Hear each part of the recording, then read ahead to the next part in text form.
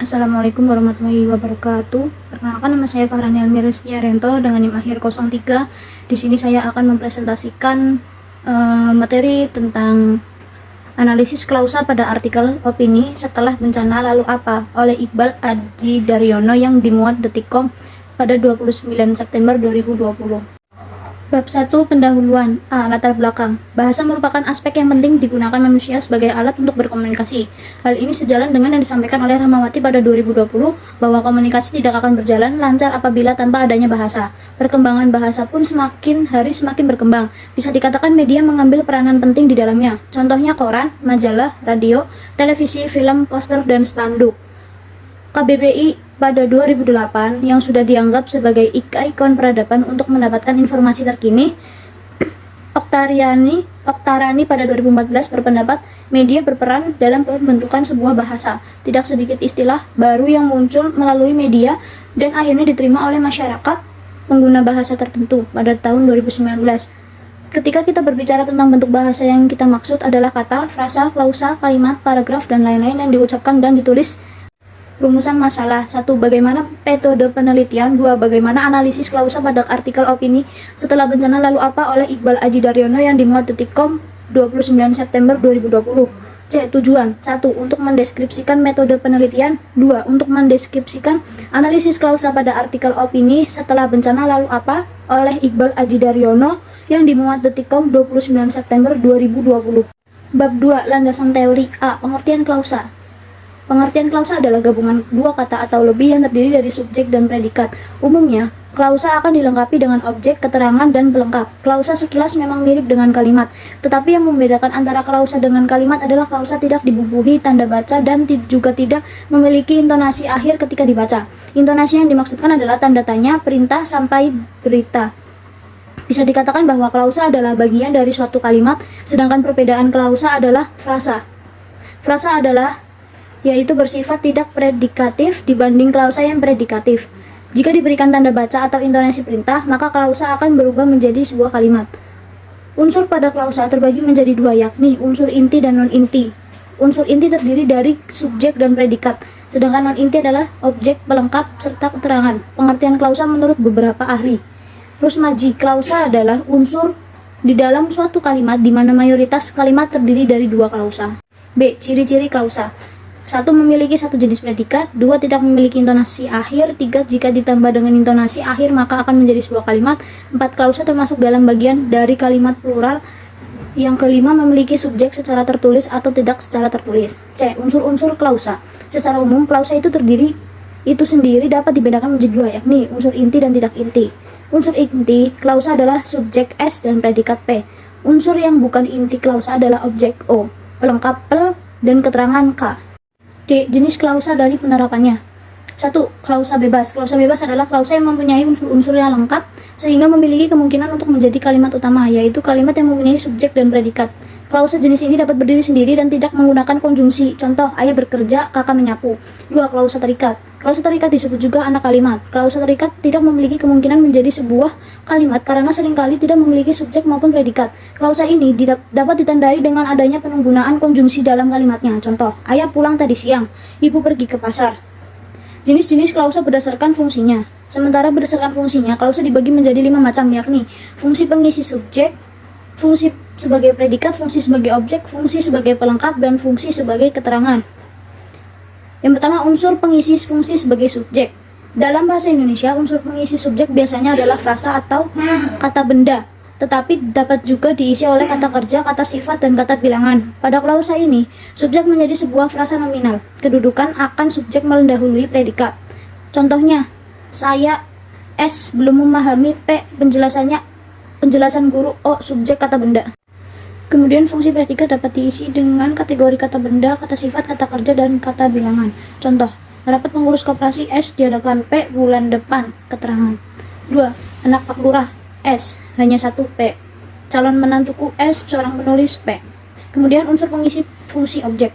Unsur pengisi fungsi objek adalah kata, frasa, benda. Jenis pengisi klausa fungsi objek berupa frasa nominal dan melengkapi verba transitif. Terdapat dua macam objek, yaitu objek langsung dan tidak langsung. Objek langsung merupakan objek yang diketahui perbuatannya dengan langsung pada predikat verbal, sementara itu objek tidak langsung merupakan objek sebagai penerima perbuatan dalam predikat verbal. Contohnya sebagai berikut. Indonesia S mengalami P krisis moneter O beberapa tahun silam. Kemudian klausa pelengkap berwujud nomina adjektiva atau frasa adjektiva pada predikat verbal serta frasa nominal. Biasanya pelengkap ini sering disalahartikan dengan menjadi objek. Perhatikan contoh di bawah ini. Contohnya 1. Bibi saya P berjualan P sayur pel di pasar keterangan. Jenis klausa berdasarkan kelengkapan unsurnya dibagi menjadi dua macam, yakni klausa lengkap dan tidak lengkap. Klausa lengkap dapat dilihat dari kelengkapan sebuah unsur subjek S dan predikat P. Jika subjeknya di awal disebut klausa lengkap susun biasa, jika subjeknya berada di belakang predikat maka disebut klausa lengkap susun balik atau inversi. Contoh klausa lengkap, kami sedang bekerja. Kami sama dengan subjek, sedang sama dengan predikat.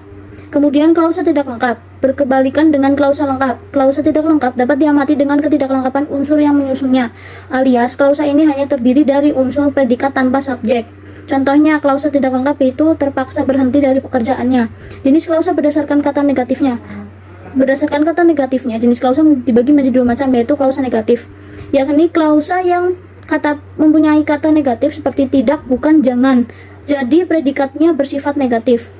Contohnya, ibu belum pergi. Ibu itu subjek, belum pergi itu predikat. Kemudian klausa positif. Klausa positif itu adalah klausa yang tidak memiliki kata negatif sehingga predikatnya bersifat positif. Saya berhasil melakukannya. Saya sama dengan subjek, berhasil melakukannya sama dengan predikat. Kamu sudah menjadi anggota.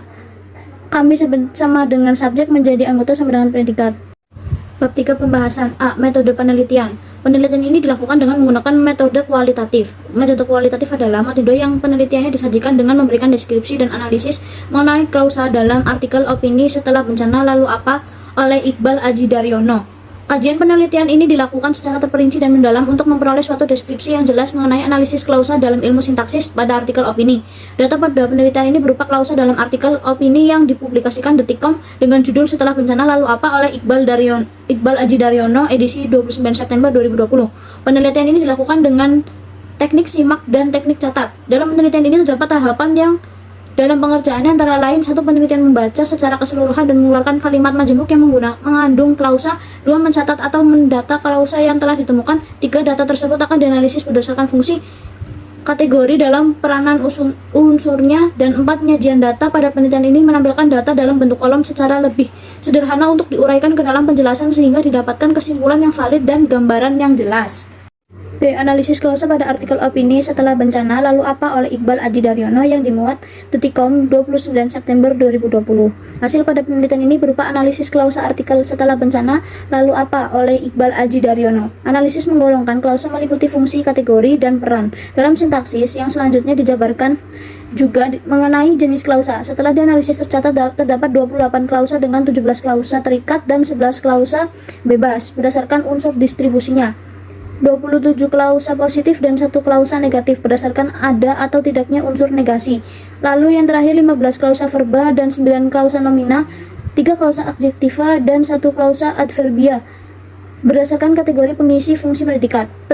Langsung saja pada analisis 1, di sudut belakang ada panggung kecil. Fungsinya di sudut belakang itu merupakan subjek, ada panggung kecil P, kategori di sudut belakang N, ada panggung kecil N, peran di sudut belakang tempat, ada panggung kecil keberadaan. Berdasarkan unsur distribusinya, klausa tersebut termasuk dalam klausa terikat karena sebagai sebuah kalimat sempurna. Klausa ini tidak mampu berdiri sendiri. Dilihat dari ada atau tidak unsur negasi predikatnya. Klausa tersebut termasuk klausa positif karena tidak terdapat negasi pengingkaran. Sedangkan dari kategori pengisi fungsi predikat klausa termasuk klausa nomina. Lalu selanjutnya pada dinding latar bertengger gambar Bob Marley tersenyum. Fungsi pada dinding latar bertengger gambar keterangan Bob Marley S tersenyum P. Kategorinya itu N dan adjektif K. Peranan, tempat, pelaku, aktivitas.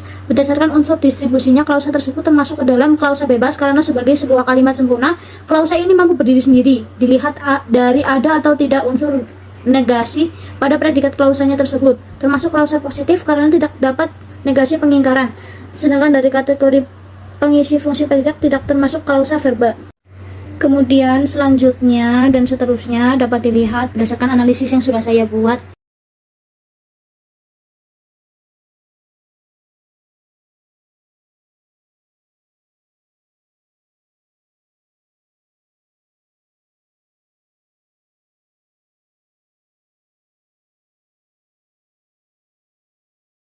Bab 4 penutup. Kesimpulan. Analisis ini membahas mengenai klausa yang terdapat pada artikel online, terutama opini. Klausa ini adalah satu satuan sintaksis yang disusun oleh kata, dan frasa berdasarkan hasil analisis pada artikel yang dimuat oleh Detikcom dengan judul "Setelah Bencana Lalu Apa". Dapat disimpulkan bahwa dengan menganalisis berdasarkan fungsi, kategori, dan makna, ditemukan sebanyak 28 klausa dengan 17 klausa terikat dan 11 klausa bebas berdasarkan unsur distribusinya, 27 klausa positif dan 1 klausa negatif berdasarkan ada atau tidaknya unsur negasi.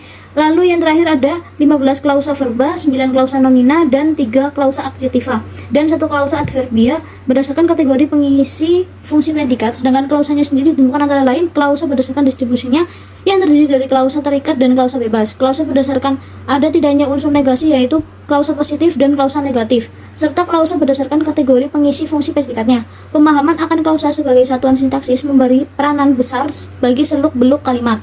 Klausa berdiri dengan satuan sintaksis lainnya, mulai dari struktur, konsep, dan jenisnya. Penelitian tentang klausa ini masih sedikit dilakukan karena dalam pemahaman akan konsep klausa yaitu kategori dan peranannya cukup rumit untuk dianalisis. Sehingga dengan mempelajari klausa diharapkan memperoleh pemahaman yang benar mengenai konsep klausa. Kemudian B. Saran. Berdasarkan kesimpulan yang telah penulis paparkan, maka dapat disarankan 1. Dapat digunakan sebagai referensi untuk memahami tentang analisis klausa pada artikel opini Setelah Bencana Lalu Apa oleh Iqbal Aji Daryono yang dimuat Detikcom 29 September 2020. 2. Sebagai rujukan penelitian selanjutnya tentang analisis klausa pada artikel opini Setelah Bencana Lalu Apa oleh Iqbal Aji Daryono yang dimuat Detikcom 29 September 2020. Kemudian daftar pustaka. Sekian presentasi dari saya, kurang lebihnya mohon maaf.